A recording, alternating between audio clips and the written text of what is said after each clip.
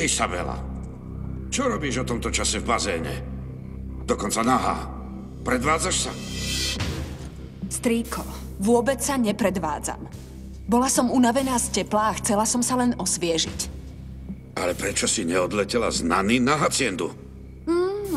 Chcela som. Ale tvoja nevychovaná dcéra, samozrejme, nechcem ju vôbec ohovárať, ma poslala pekne domov. Ernesto. Enrique, nikdy som ťa nevidela bez kravaty. A ty tu čo robíš? Vraj ju Maria Teresa prinútila vrátiť sa. Ale najprv ma urazila. Poznáte jej štýl. A ty tu teraz bývaš, Enrique? Nie. Robí mi tu dočasne spoločnosť, kým sa niekto nepríde o mňa starať. Bol som v telocvični, ale nevidel som ťa. Mám kľúče. Áno, Maria Teresa mi ich vzala, ale urobila som si duplikáty. Strýko, mohla by som tu zostať aspoň pár dní a robiť ti spoločnosť? Je mi ľúto, že som ťa sklamala. Chcem, aby si mi odpustil. Ak tu zostanem pár dní, postarám sa o teba. Neviem. Takže Maria Teresa ťa prinútila vrátiť sa? Aj to sa stáva. Ale aj ty si sa chcel vrátiť na La Tormentu. Ešte stále to máš v pláne? Povedal som, že ti to nevíde, Isabela. Zabudni na to. Strýko tu má stále posledné slovo, Enrique. Môžem ísť s tebou na La Tormentu, keď sa trochu zotavíš? Neviem. Zostaň tu niekoľko dní a potom uvidíme. Chcem, aby ste s Mariou Teresou zase boli priateľkami ako predtým. Lebo keď tam prídeš so mnou, nebude ťa môcť poslať späť. Áno, áno, drahý strýko. Milujem ťa. Počuj, Enrique, máš pekne vyšportované telo a tak ho zanedbávaš. Čau.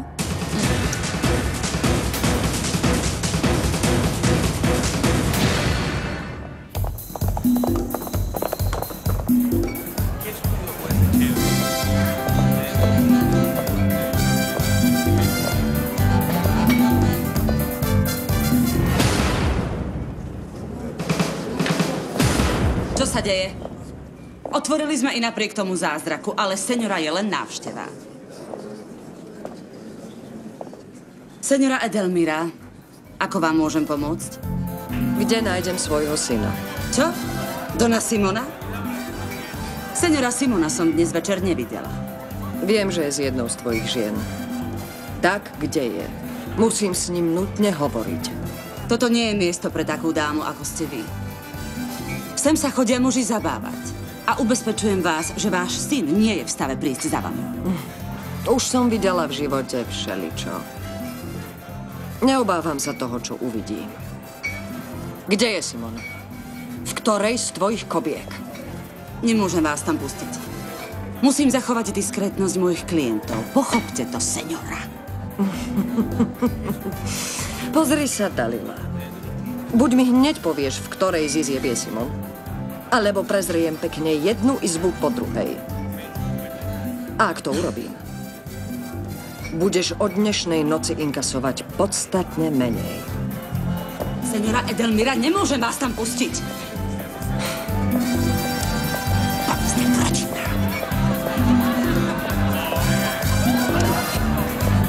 Simon! Mama, čo ty tu robíš? Koľko rokov má to dievčatko? Seňora, ja už som plnoletá. Môžete mi veriť na môj dušu. Tak to riešiš svoje problémy?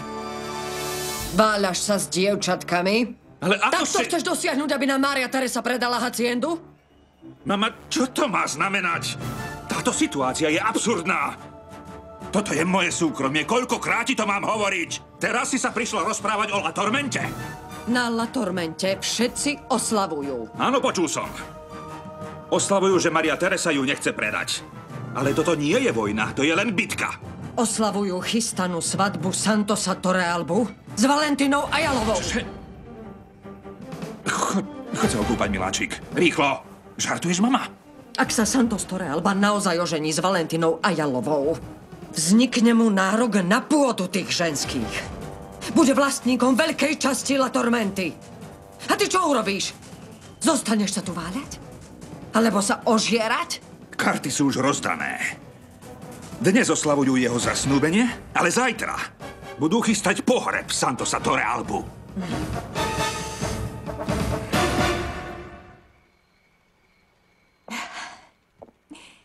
Valentina Torrealbová. Señora Torrealbová.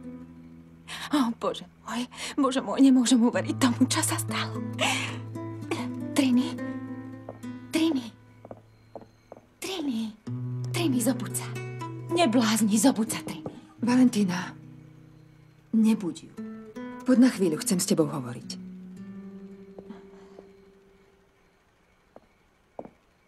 Chcem jej to povedať, mama. Viem. Ale povieš jej to zajtra, dobre? Moje zlato, moja Valentína. Čoskoro sa vydáš. Mama. Odídeš z tohto domu a založíš si vlastný domov so svojím manželom. Myslím si, že je už na čase, aby sme sa my dve vážne porozprávali. Mama, som už dospelá žena. Nemyslím si, že by ste mi mali niečo vysvetľovať. Ty mi nerozumieš, Valentína. Nie sú to ženské veci, o ktorých chcem s tebou hovoriť. Ide o niečo viac. Týka sa to mňa. Teba, toho, kto sme.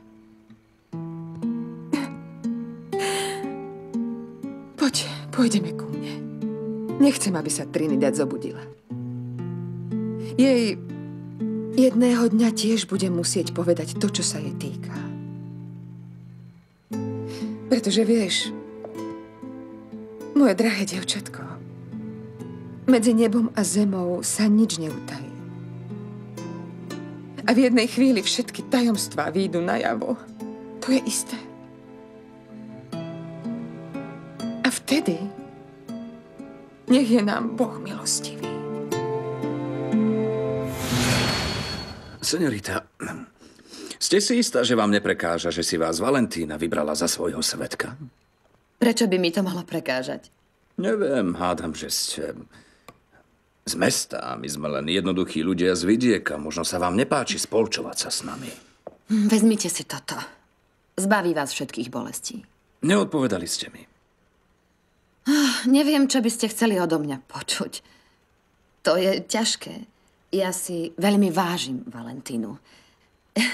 Je to dievča, ktoré presne vie, čo chce. A vy nie? Neviete, čo chcete? Bojíte sa. Vezmite si tabletku, Santos. Pozrite. My dvaja pochádzame z odlišných svetov. Ja som len opatrne začala spoznávať ten váš. Ale vy ste nikdy neboli v tom mojom. Takže čo vás vedie k presvedčeniu, že ma môžete poznať? Že poznáte moje myšlienky, moje pocity? Vy neviete nič. Ste...